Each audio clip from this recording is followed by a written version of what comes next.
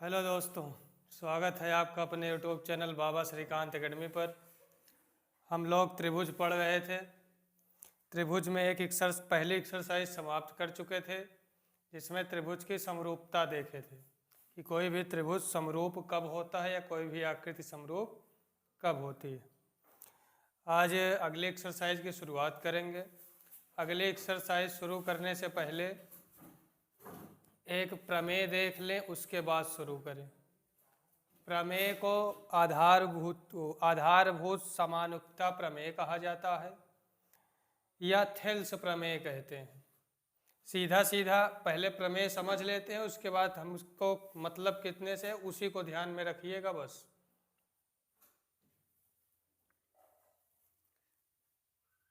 नहीं देखा, कनेक्ट है।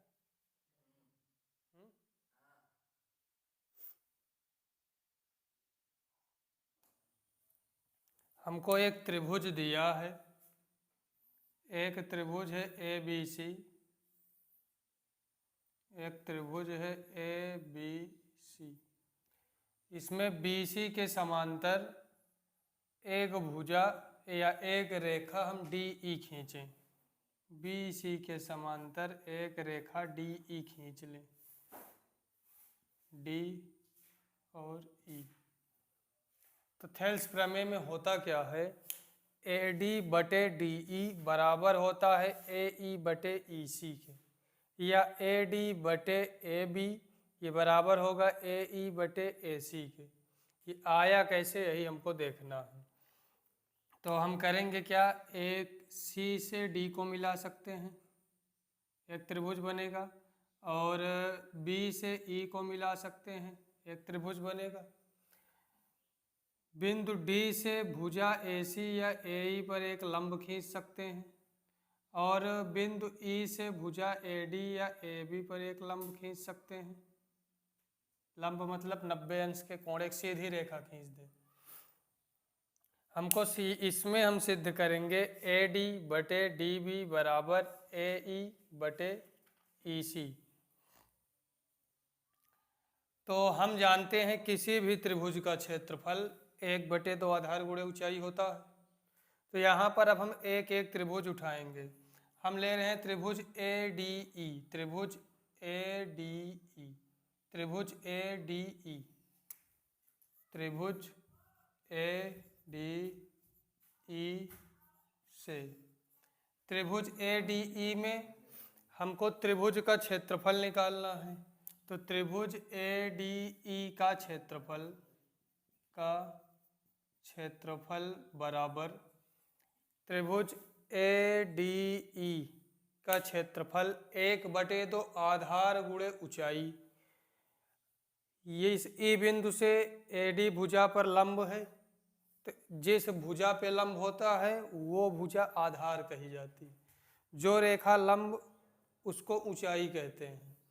तो त्रिभुज ए डी ई का क्षेत्रफल होगा 1/2 आधार ए डी गुणे ऊंचाई। ऊंचाई इसको भी हम नाम दे सकते हैं ई एन डी पी, नाम दे सकते हैं। 1/2 आधार ए डी गुणे ऊंचाई ई एन, गुणे ऊंचाई ई एन। अगर इसमें हम देखें ए ई को अगर हम आधार माने, ए ई को आधार मानेंगे तो डी पी ऊंचाई होगी। तो दोनों तरीकों से इसको हम दोनों तरीके से निकाल सकते हैं। त्रिभुज ए डी ई का क्षेत्रफल यम लिख लें, यम एन।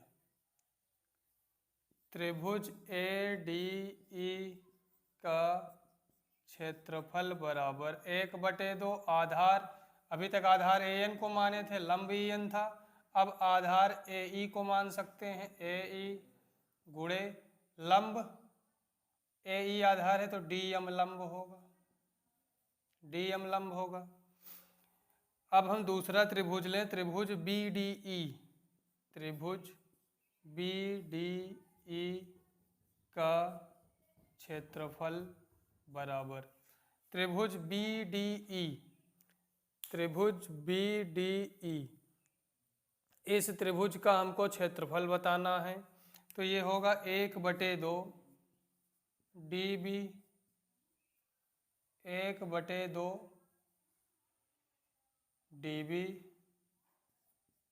गुणे त्रिभुज BED का क्षेत्रफल बराबर 1/2 DB गुणे EN।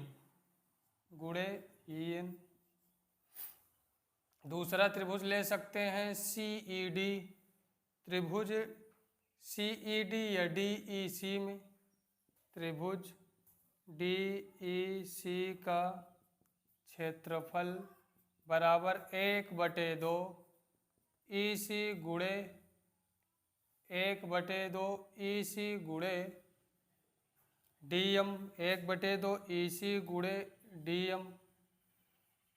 यहाँ पर हम 3 त्रिभुज का क्षेत्रफल निकाले हैं। एक ये ऊपर वाला त्रिभुज, दूसरा BDE ये इतना त्रिभुज, तीसरा DEC ये इतना त्रिभुज। इन सभी त्रिभुजों में DE भुजा सब में कॉमन है। DE भुजा इस त्रिभुज का आधार है, इसमें 2 लंब हैं, 2 आधार हैं, तो दोनों तरीके से हम इसका क्षेत्रफल निकाल सकते हैं। अब यहाँ पर त्रिभुज ADE का क्षेत्रफल बटे त्रिभुज BDE का क्षेत्रफल, त्रिभुज area of ADE upon area of triangle BDE is equal to ADE का 2 क्षेत्रफल है, BDE का 1/2 DB गुणे EN। इसमें EN है तो इसमें भी हम EN वाला क्षेत्रफल लेंगे, तो ये 1/2 AD गुणे EN बटे 1/2 BD DB गुणे EN से EN कैंसिल होगा, 1/2 से 1/2 कैंसिल होगा, बचा क्या AD बटे DB।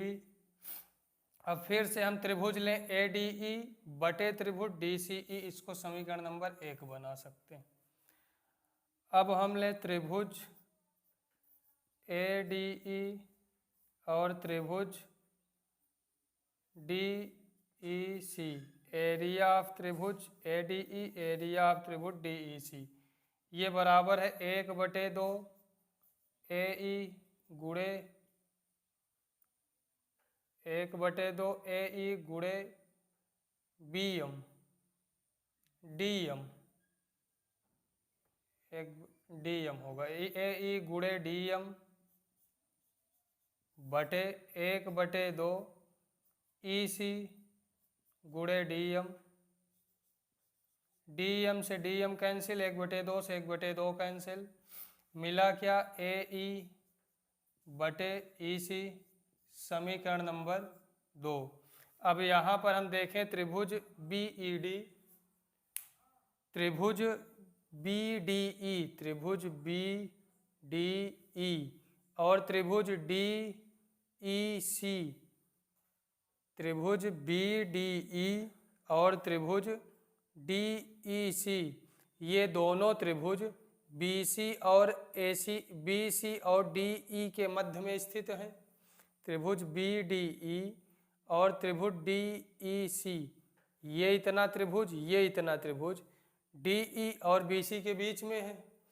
तो यहाँ से हम कह सकते हैं area of BDE, area of BDE ये बराबर होगा एरिया DEC के।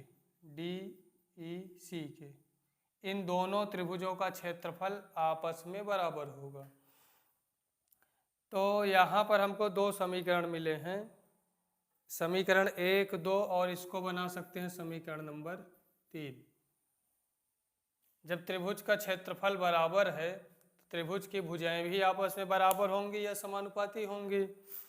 तो समीकरण 1, 2 तथा 3 से, समीकरण 1, 2 तथा 3 से हम कह सकते हैं AD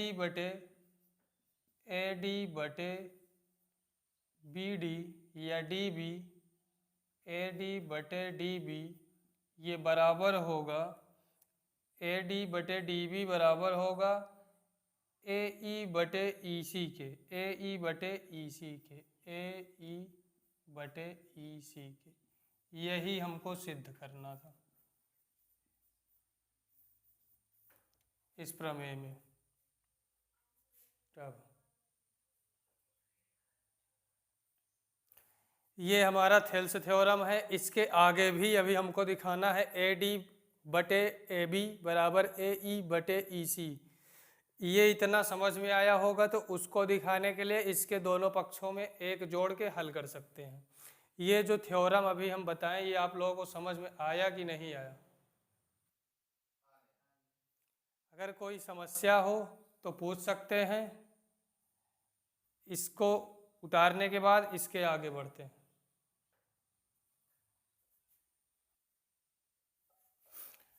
आगे अगर हम लोग देखें तो इसमें हम सिद्ध कर चुके हैं ए डी बटे डी बी बराबर ए ई बटे ई सी। ए डी बटे डी बी, ए ई बटे डी बी बराबर ए ई बटे ई सी। इसके दोनों पक्षों में एक जोड़ने पर, दोनों पक्षों में एक जोड़ने पर, दोनों पक्षों में एक जोड़ सकते हैं तो 1 plus A D upon D B is equal to 1 plus A E upon E C के होगा। D B LCM, D B LCM ले सकते हैं तो मिलेगा क्या? D B plus A D is equal to E C LCM. तो यहाँ पर मिलेगा ई सी प्लस ए ई। अगर हम आकृति में देखें, चित्र में देखें D B A D, D B में ए डी जोड़ेंगे तो क्या ए बी नहीं मिलेगा? तो यहाँ पर मिलेगा ए डी बटे डी बी, ए डी बटे डी बी बराबर होगा ए बी बटे डी बी बराबर होगा ए सी। ई सी और ए ई को जोड़ें, ए ई प्लस ई सी को जोड़ेंगे तो ए सी मिलेगा, ए सी बटे ई सी के।